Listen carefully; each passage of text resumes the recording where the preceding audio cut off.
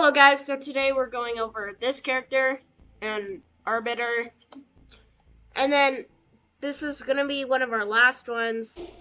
Hand D is our final modded character showcase for quite a bit.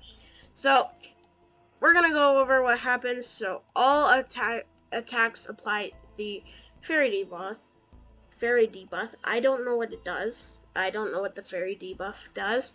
So fairy swinged 3 times for 100% damage. The third hit also launches a bolt. Lock an enemy for 300% and freezes them for 5 seconds. Ominous Pillar and Shockwave. There is only one different move, which is Pillar Spear. Wait, I want to read this. I'll show you. So we got the default skin, then we got the fire. It just changes their robes. I do like the turquoise one. Anyways, let's showcase this character, an arbiter. This is a really fun modded character. So we got, like they said, a melee, and then like a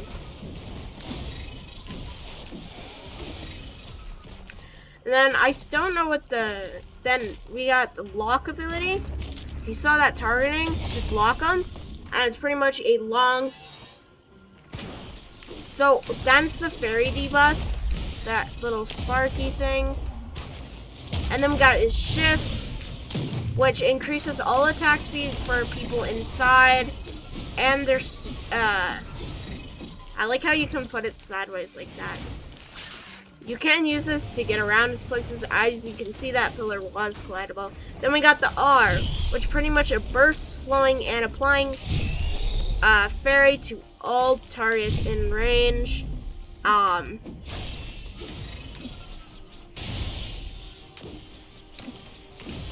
You do need all of this to work.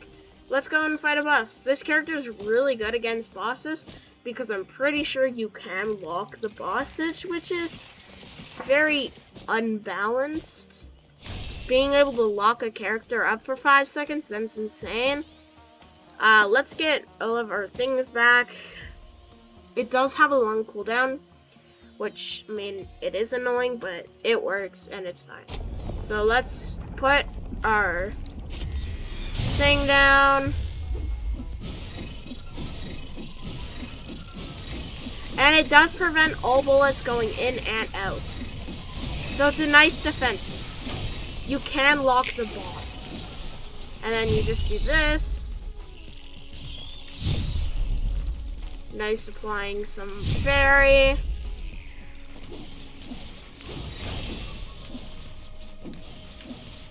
Now this character doesn't have any good ranged abilities, so I mean,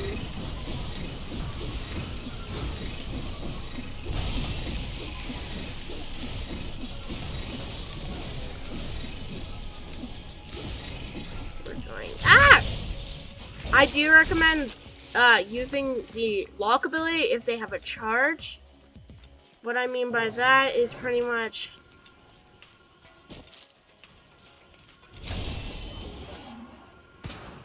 so if they have and the pillar does do damage on contact. So if they, like the Wandering Vagrant, they have a huge charge ability that damages a bunch. I'd recommend then freezing them, because that charge does get cancelled, which is really nice. Then let's go and showcase the only other move. This is going to be a short video, but it's going to be good. The only other move for the arbiter is Pillar Spear.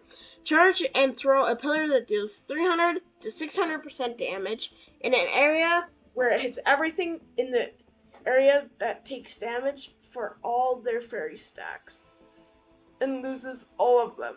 So I think this does damage depending on, like, let's just see. This move's confusing for me. So does it only deal damage to enemies? So does But does the damage change depending? So let's say if I apply that to them, does it? It does get rid of it, does it? No. But so that does.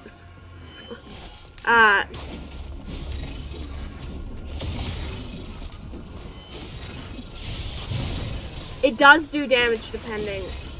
But what if multiple enemies have fairy effects?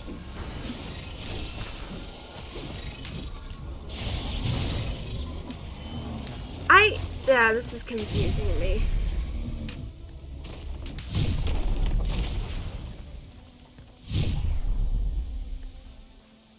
Oh, that's the face. Can't really get that.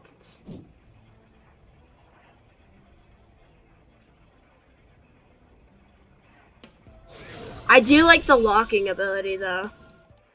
Now we're gonna go over what I think is the best loadout for the arbiter. Now this is, of course, completely opinionated and just me. So I think you should keep the ominous pillar,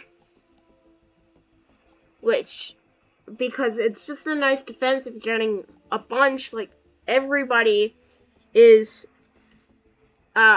enemy and can shoot you. They will, and it will deal a ton of damage. But if you have the ominous pillar in there, then that won't happen. Anyways, thank you. Have a good day.